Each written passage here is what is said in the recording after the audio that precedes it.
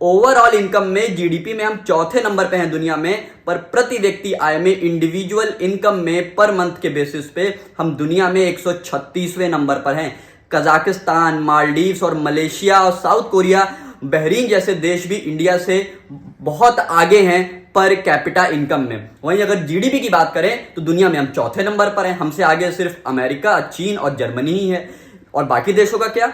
तो जीडीपी के आंकड़ों पे पूर्ण रूप से भरोसा करना एक बेईमानी होगी तब तक कि जब तक कि हम ये बात सुनिश्चित नहीं कर देते कि भारत में हर व्यक्ति की भी आमदनी बढ़ रही है। सिर्फ अडानी अंबानी की आमदनी बढ़ गई और उसको आपने जीडीपी में इंक्लूड कर दिया, इसका यह मतलब नहीं है कि भारत में प्रति व्यक्ति आमदनी भी बढ़ रही है, हर एक परिवार की आमदनी बढ़ रही है, ऐसा बिल्कुल नहीं है। देखा जाए तो इंडिया में क्रेडिट कार्ड का यूज बढ़ा है, लोन्स बढ़े हैं। लोन लेना कोई अच्छी बात नहीं है एक आम आदमी के लिए, लेकिन देश की बात अलग है। देश के पास इंफ्रास्ट्रक्चर है, फंडिंग्स है, इंपोर्ट एक्सपोर्ट्स हैं, लेकिन एक आम आदमी क्यों?